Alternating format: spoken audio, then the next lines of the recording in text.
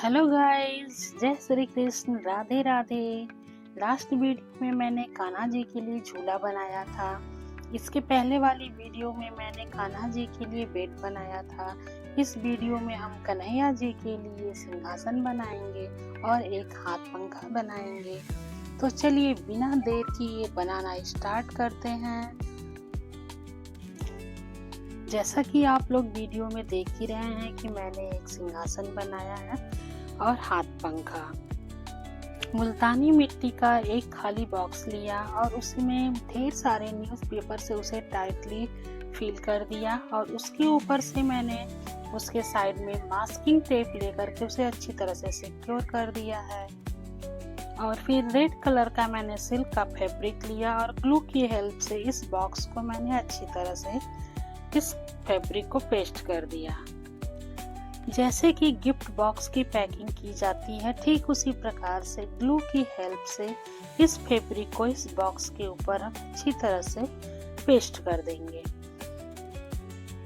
दोनों साइड हमें इसी प्रकार से ग्लू लगा करके बॉक्स को अच्छी तरह से पैक कर देना है। फिर इसे थोड़ी देर के लिए हम ड्राई होने देंगे। जब तक ये ड्राई होगा तब तक हम आगे का काम करेंगे।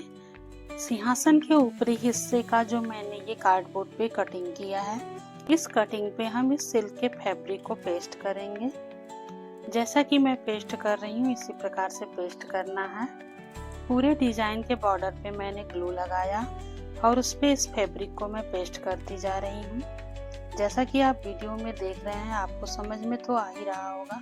और ऊपर की साइड की जो फैब्रिक एक्स्ट्रा है उसे हम सीजर से कट करेंगे, तब ये चिपकाने में आसान होगा, वरना सीधा सीधा चिपकाने में इसका शेप सही नहीं आएगा। सिल्क के फैब्रिक को चिपकाने के लिए जरा भी कंजूसी मत कीजिएगा, अच्छी तरह से ग्लू लगाइएगा, वरना ये कपड़ा अच्छी तरह से पेस्ट नहीं होगा। 2 लंबे फोम शीट लेंगे और इस फोम शीट को हम राउंड राउंड रैप करेंगे और इसे रैप करके फिर इसके ऊपर सिल्क के कपड़े को इस पे अच्छी तरह से हम राउंड शेप में ही पेस्ट कर देंगे। ऊपर और नीचे की साइड पे भी ग्लू लगा करके जो एक्स्ट्रा कपड़े बचे हुए हैं इसे हम अच्छी तरह से पेस्ट कर देंगे। इसी मेथड से 2 पीस रेडी कर लेंगे दोनों साइड के लिए। सिंहासन के पीछे का जो हमने पार्ट बनाया था, इसके पीछे के पार्ट में जो पीछे का साइड था उसमें हम एक उसी के साइज का कपड़ा कट करेंगे और उसे भी हम ग्लू की हेल्प से इसे अच्छी तरह से पेस्ट कर देंगे और ड्राई होने देंगे। जब ये थोड़ा अच्छी तरह से ड्राई हो जाएगा तो फिर इसके बॉर्डर पे हम ग्लू लगाएंगे और पतली वाली गोल्डन कलर की मैंने लेसेस ली हैं। इन लेस को मैं इस पे जिस तरह से इसका शेप है, कटिंग है, उसी कटिंग पे हम उसी शेप में इसे हम चिपकाते जाएंगे।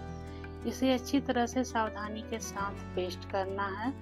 थोड़ी थोड़ी रुक रुक करके दबा दबा करके इसे हम पेस्ट करते जाएंगे तो ये चिपक जाएगा। थोड़ा इसे 1-2 सेकेंड का टाइम देना होगा क्योंकि लेसेस जो है इसकी टाइट हैं, तो थोड़ा सा वक्त लेंगे चिपकने में। इस तरह से ऊपर का हमारा पार्ट रेडी हो गया है।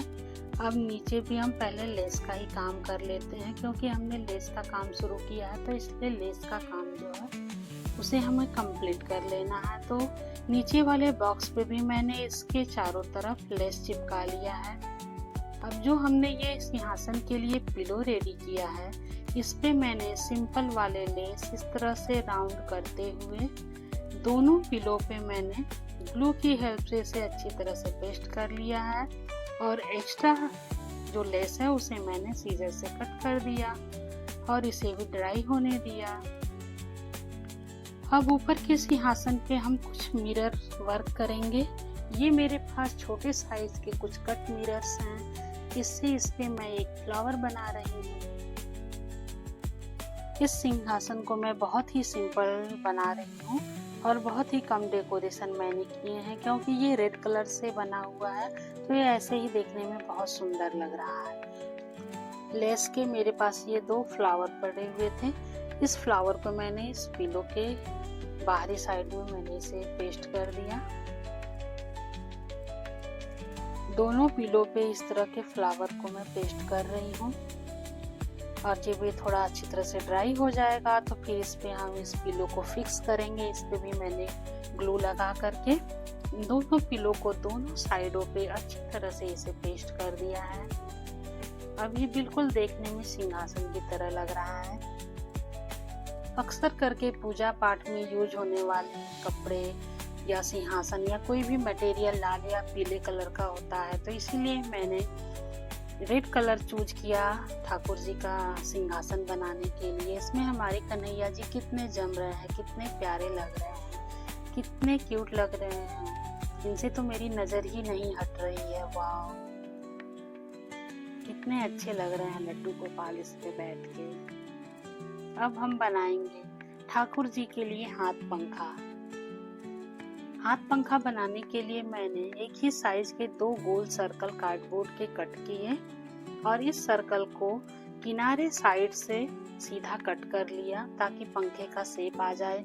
कलरफुल फैब्रिक का एक छोटा पीस लिया और कार्डबोर्ड पे ग्लू लगा करके इस फैब्रिक को कार्डबोर्ड पे अच्छी तरह से पेस्ट कर दिया और जितने भी एक्स्ट्रा फैब्रिक थे उसे मैंने सीजर से कट कर लिया और किनारों पर मैंने ग्लू लगा करके एक नेट फैब्रिक लिया और उससे छोटे छोटे प्लेट्स बनाते हुए इस पे मैं पेस्ट करती गई। जैसा कि आप वीडियो में देख रहे हैं, मैंने इसी प्रकार से इसे पेस्ट किया है। ग्लू लगाते जाएंगे और छोटे छोटे प्लेट्स बनाते हुए इस पे हम इस नेट फैब्रिक को पेस्ट कर देंगे। दोनों साइड इसी तरह से मैंने छोटे छोटे प्लेट्स बनाते हुए दोनों साइड झालर तैयार कर लिए। हमारी नानी और दादी के टाइम पे ऐसे हाथ पंखे बहुत बनाए जाते थे, क्योंकि उस समय लाइट नहीं होती थी, पंखे नहीं होते थे बिजली वाले, तो लोग हाथ से ही पंखा बना करके गर्मी के दिनों में काम चलाते थे। अब तो लाइट है, सबके घरों में कूलर, पंखा, एसी है, तो इन पंखों को तो कोई पूछता ही नहीं है। फिर भी मुझे लगा कि मुझे अपने ठाकुर जी के लिए ये हाथ पंखा इस जन्माष्टमी के अवसर पर जरूर बनाना चाहिए। यही ख्याल आते ही मैंने सिंहासन, बेड और झूला बनाने के बाद ही हाथ पंखा भी अपने कन्हैया जी के लिए रेडी किया।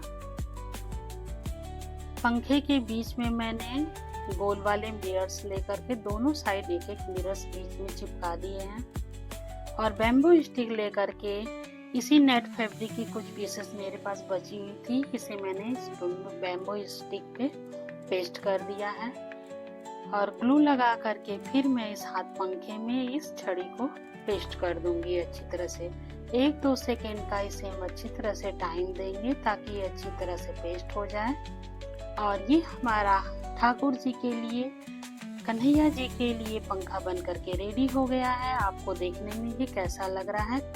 कान्हा की पूजा करने के बाद, उन्हें भोग लगाने के बाद हम इस तरह से हवा कर देंगे कान्हा जी को और सुलाते टाइम भी हवा करके सुला देंगे। इस हाथ पंखे को देख करके मेरे कान्हा जी तो मुझे ढेर सारा आशीर्वाद देंगे और प्रसन्न ही हो जाएंगे। ऐसी ही इंटरेस्टिंग वीडियो को देखने के लिए लाइक, शेयर एंड सब्सक्राइब। मेरी वीडियो को हाइप जरूर करें। Thanks for watching. बाय।